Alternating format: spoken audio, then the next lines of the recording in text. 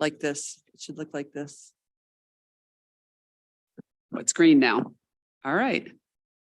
Good evening, everyone. It's 6:05. We're calling to order our Housing Advisory Board meeting. Our first agenda items are approval of minutes. Were they in a packet? I don't. No, that was another item I spaced on. I've already uploaded them for our June meeting or July meeting. So at July, we will have February, March, and June to approve. And I Okay, sincerely apologize for the error. no worries. All right. How about any public comments? Anyone? No. Okay. Oh, Barb's here. Hi, Barb. All right. So I guess we're just moving on to new business, and I don't think we have any new business. I mean, I have old business listed here, but we will just go into old business, which item 1 is the energy efficiency program. And do we have any updates on that? Yes, we did roll out our targeted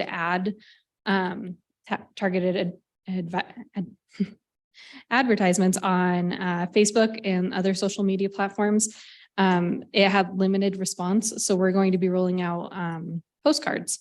And somewhere in our office, we have an example of one, and it's beautiful, and I meant to bring it.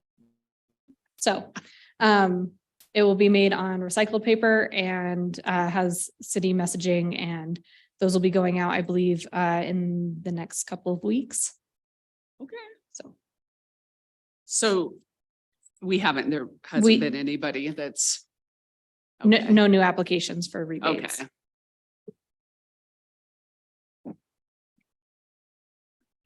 Anybody have any thoughts or discussion related to that? Couple questions. Yes. So, sorry, I missed the very beginning. You said it was targeted some messages via Facebook. Targeted advertisements. So essentially I don't know how it works, but it will kind of use the algorithms to bring advertisements to people who are more likely to need that service. And so we kind of paid extra in search engine optimization to use that feature. And I have no idea how it Facebook? works. Yes. Yeah. Okay. Yeah. And the postcards, who are those being sent out to? We'll be using the utility billing. Okay. So everyone. Yeah. And they're following up on our, it was probably three or 4 months ago when we had some, there were some applications that we had gone kind of back and forth on approving them and suggested some changes to the criteria in the program. Did that get implemented, or what is the status of that? My understanding is that there wasn't really anything that needed to be implemented. We took the guidance from the HAB, and I guess, yes, it has been implemented because we've just updated the criteria that we're looking for in those applications. There wasn't really much to be updated other than. So those applications got approved that we talked about. Yeah. And then we had talked about the incorporation of high efficiency gas equipment and allowing that and setting some AFUE metric minimum requirements there. And so I guess we could, it's really mostly critical, I think, when an application comes into you, but we could formalize that so that those standards are in the criteria document. Yeah. And open to interpretation. I think that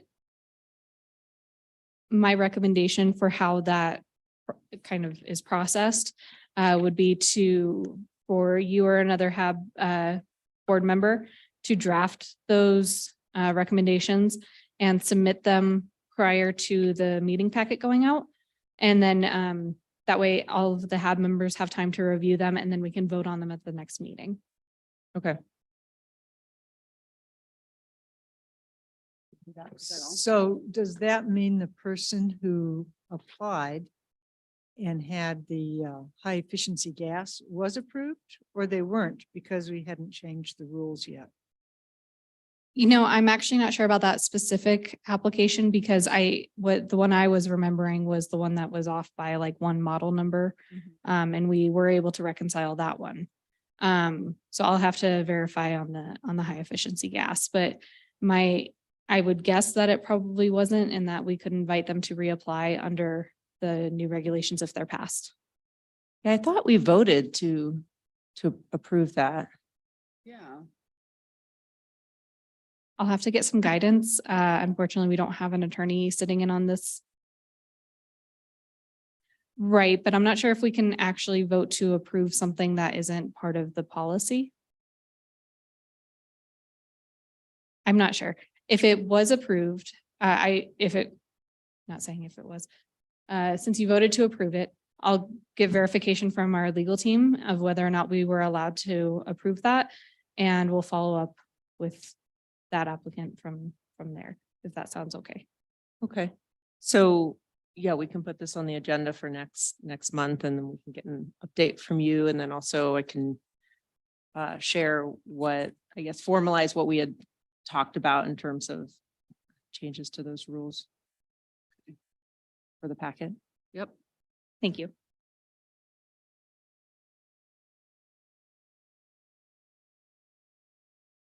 Right. Anyone else?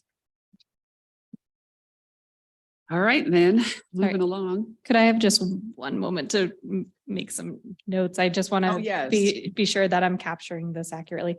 So Aaliyah, you're going to formalize the recommendation of the change in policy and forward it to myself and Hannah before the next meeting.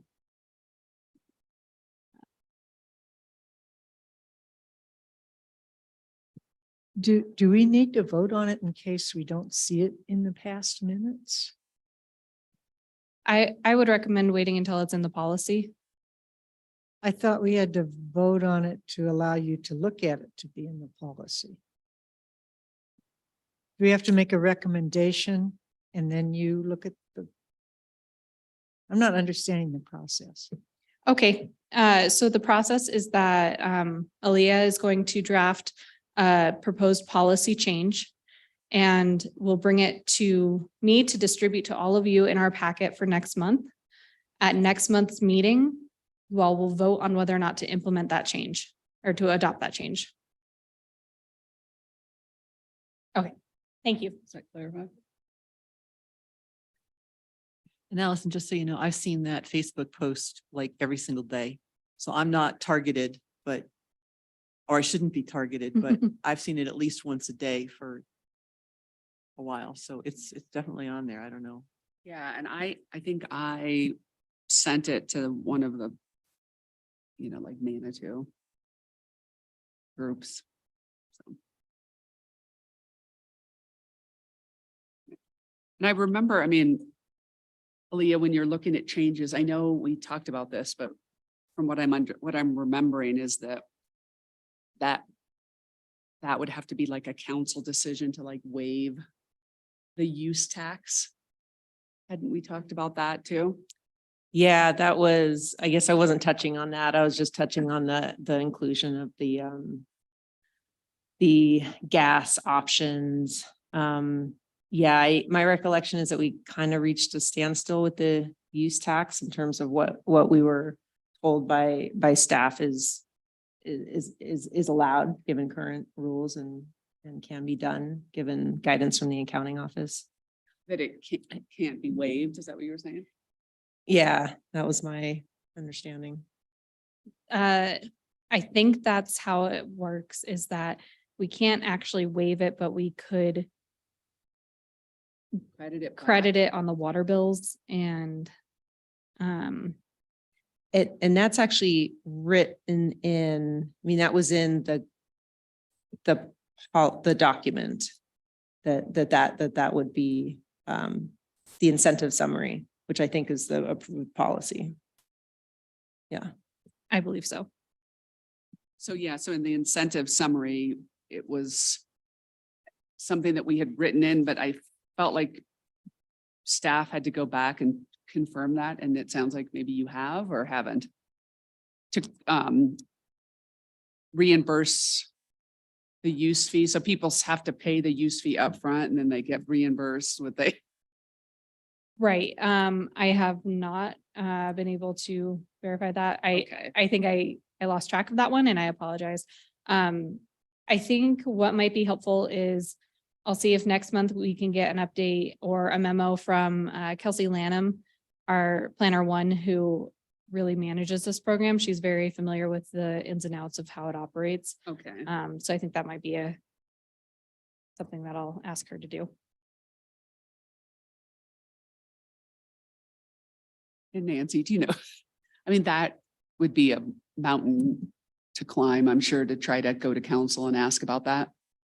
Yeah, probably, but I could have sworn it was already in the policy, but it does deserve checking up. Yeah, okay. Thanks.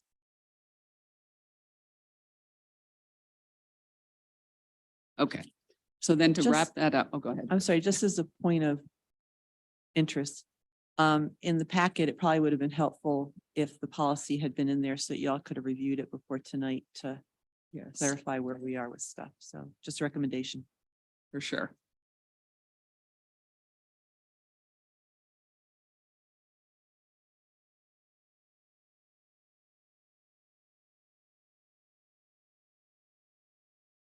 All right, so Aaliyah, you're going to draft the recommended changes to include the gas options and have it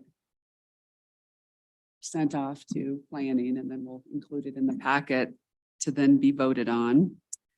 And you're going to look into that use fee just to confirm if we know it can't be waived, but people pay it up front and then they'd get reimbursed alongside the whatever incentive they're Mhm. getting.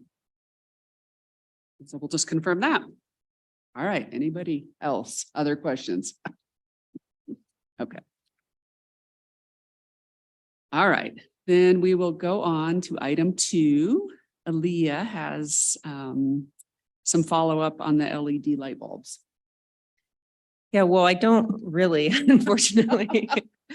So I did connect with somebody at the high school, the sustainability coordinator. That might not be their formal position or title, but they ended up connecting us to the facilities manager, and I wasn't able to get an answer from them on whether or not there could be a use for those light bulbs, or we could do a program. I think there's I think it would be interesting to connect with the like the elementary, the younger schools, and see what opportunities they. Yeah, I Okay. spoke with one of my friends that he's part of their like sustainability or environmental Mhm. club, and he said that they would be interested as well, maybe to like be able to give them out to students to take home, like do a lesson about it. Mhm. And that was elementary? Right. Okay. So that's great. What would be the next step there to follow up with them? Yeah, I can reach back out and see if that's something they definitely want to do, and we probably have to wait until they're back Yeah. in session. Yeah, but, right. I think it'll be really neat for them to do like a little lesson about. Yeah. Pretty cool. Yeah. Yeah. Cause I Yeah, had we- brought up going over to the Barker, so I had put that on hold because I Mhm. knew you were doing the high school thing. So do we have a preference just to go? Seem excited for that, so. I feel like light bulbs would be more exciting for elementary schoolers than high schoolers. Yeah. So- I agree. Cool, okay. And Aaliyah, you're good to keep them. You have them still in your basement or your? Yeah, they're in garage? my garage. Yeah. Okay. Yeah. Yeah, no, I think that would be great. I mean, we could I'd be excited to participate in a lesson that they give to students and talk about efficiency and energy and housing to some, how, yeah, we'd have to, Tie in. housing might, yeah, somehow Yeah. tie that into a good lesson for elementary kids. I mean, I think it's any way you can save a little money, right? Like. Yeah, And the environment. Yeah, I think the environment topic and efficiency and energy, I think are good lessons that kids get. and, Yes, for yeah, sure. if it's given the right way. Yeah. All right, very cool. Then we're moving right along, people. So we met many months ago and did some semi onboarding.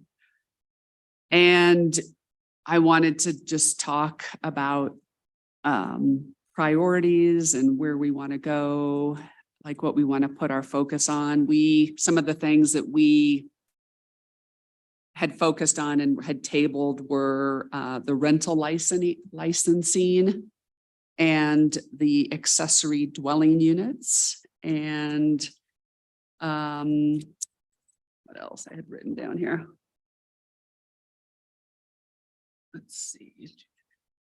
Something else. Yeah, I think those were the main things. And I don't know if you all in your free time have thought about items, areas that we want to focus on for our next, I don't know, quarter or. And I think in one of your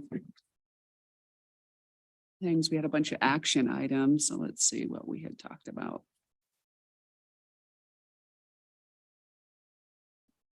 I mean, the rental licensing was the one, I think we were the closest to jumping onto after we had done the habitability code, right? Like that was sort of what we were thinking. Can you refresh me on that one? Yeah, so that's that one that I think can get tricky with, because we had Abby, she's an alternate and just hasn't been able to make it, but she's a renter. And so she was sort of saying she worried that if we were trying to like license rentals, so all rentals would have to go through a licensing process to be habitable. Because not all of our properties in Manitou are like could potentially meet code but they're still renting to people and things can happen. But the worry then gets that if we're requiring them to do like upgrades, are they going to have the renters pay it back by increasing the rent? So we had like a discussion around, again, we want all our residents in Manitou to be living in safe and habitable housing, which includes our rental community. And how do we do that without, a landlord saying, oh, well, okay, I'll upgrade this and I'm going to charge increase the rent. Yeah, that actually kind of fits into something I wanted to bring up Good. as a possibility. I know on the 28th, the city of Colorado Springs is putting on kind of like a tenant education session. Okay. And I don't know if that's something that we could also host here in Manitou. And I think that would definitely, if we can get engagement, would be an opportunity to kind of hear from renters to see what works best for them. Oh, that would be great. Yeah, I saw something. It's also like they were showing like was it on the same thing? It was like an eviction Yeah, I prevention. think- Did it sort of come I don't know if through it too? was specifically eviction prevention, but it was a number of different. Yes. Yeah, overall like tenant education. things. Yeah. I think that'd be really neat to put on to kind of show we're focused on renters as well as homeowners. Yeah. What do you think, Aaliyah? Yeah, I like it. If there's I don't know if there'd be, maybe one of us should attend that one to kind of understand like what it is like and what kind of information they're distributing there. And then we probably just need to think through like what is that lift? What is required to put that on? And if there's any partnership we could do with the City of Colorado Springs to at least learn from them and utilize their resources, that'd be useful.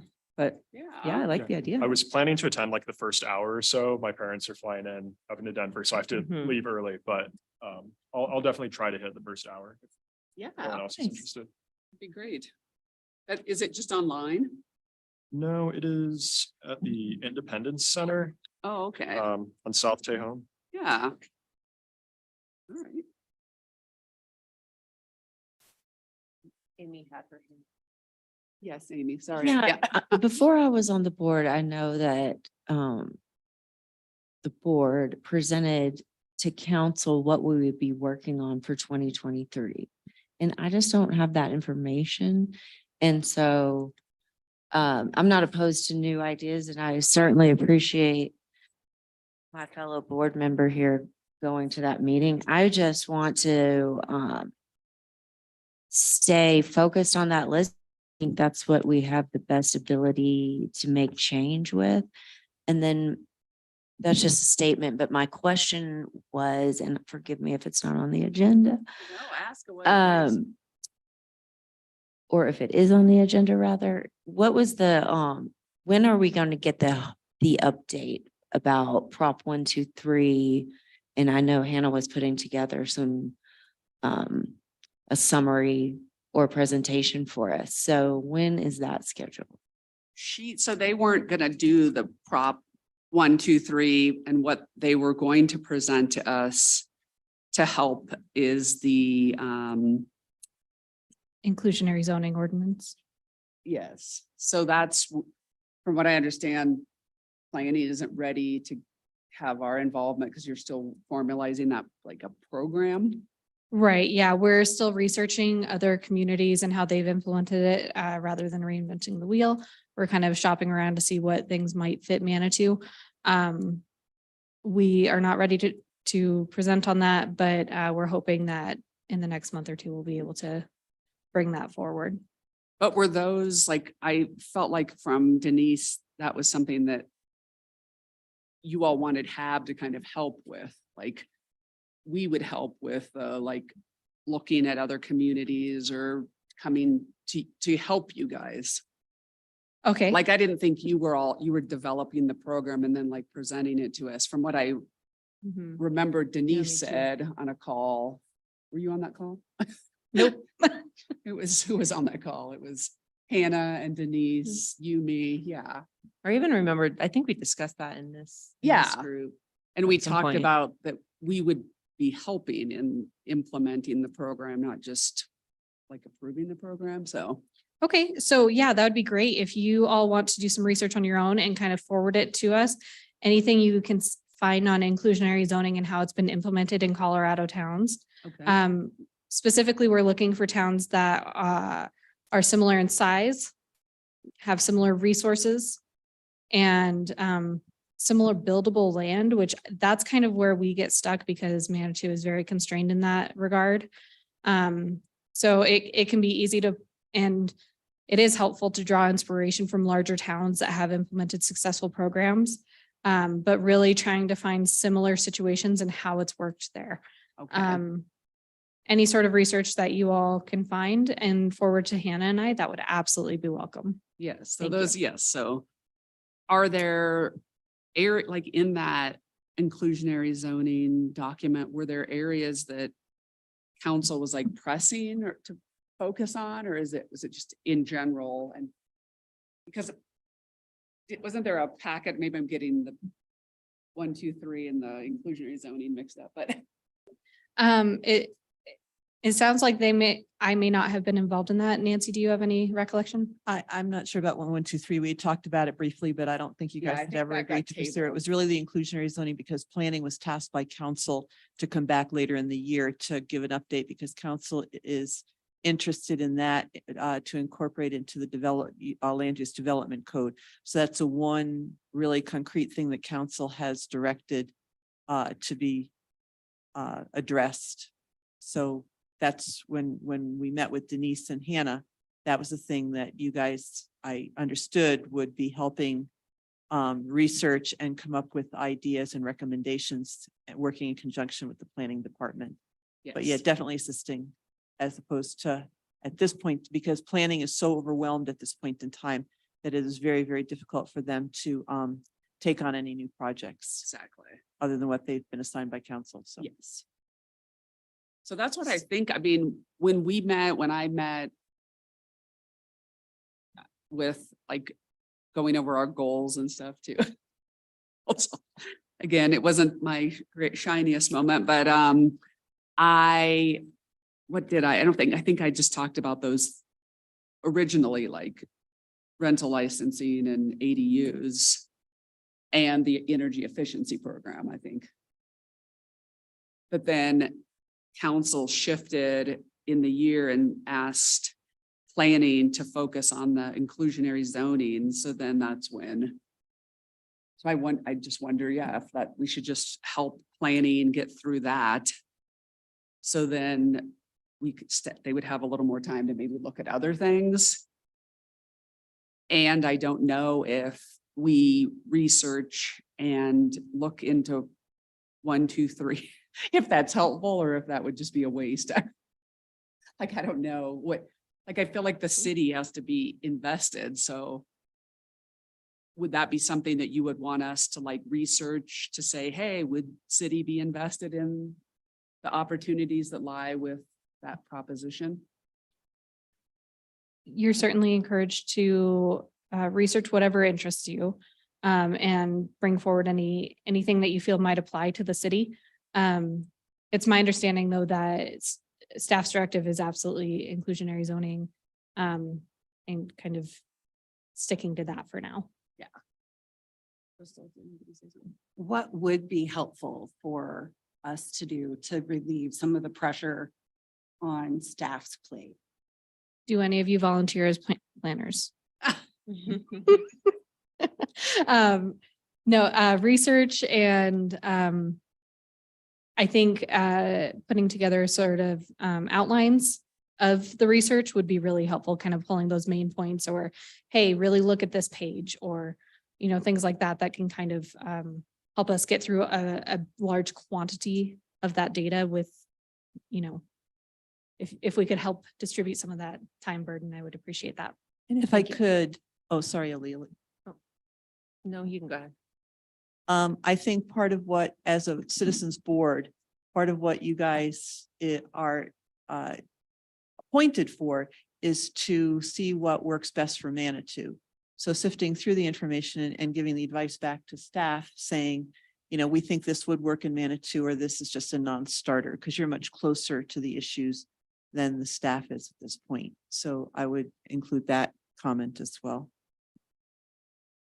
So as we're researching that, we focus on, what would work in Manitou. Looking at, like you said, similar size and our lack of buildable land, although there is some. Someone just has to buy it and build housing on it. Affordable housing. We had a few years ago, 19 acres of land that could be built on. So 14 or 19 acres. So it's very, very, very limited. We can redevelop. We just can't do a lot of development. Yeah. So I think I, for one, would be happy to support research on this topic. I mean, inclusionary zoning is something that we've discussed as the HAB for years and years. I want to make sure we do it in an organized fashion and don't, reinvent the wheel. If there's any, it sounds like, has there been no research done on what's going on in other cities, or do we need to kind of discuss that more with staff to determine, what has already been done, what should we focus on, et cetera? I think really you're starting pretty much close to a clean slate. We've reached out to a couple of our contacts in other communities, but as far as, actual kind of research of written materials or anything like that, we haven't really dug into it yet. Mm-hmm. Okay.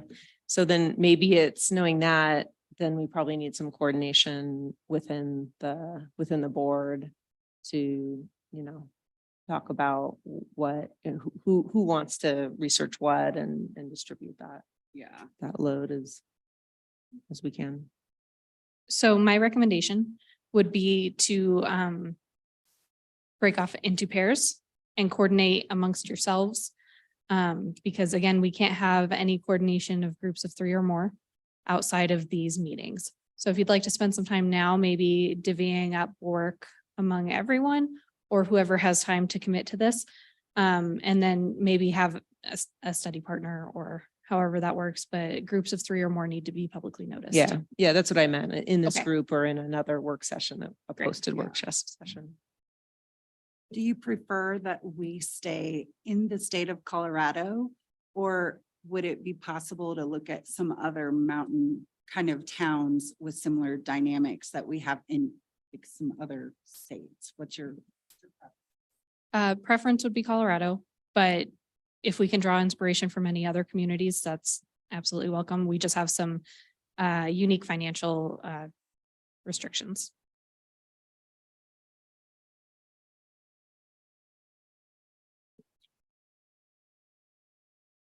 Restrictions in terms of what? The taxpayer bill of rights and how communities can keep tax income.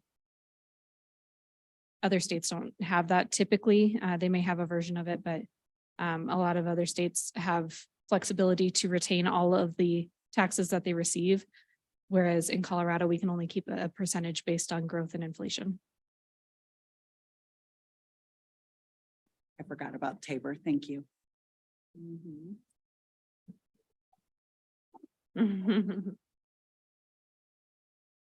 And so just to clarify, city council is interested in adopting an inclusionary zoning policy and it just needs to be researched and proposed to them. Yes, but it needs to be integrated into our land use and development code. And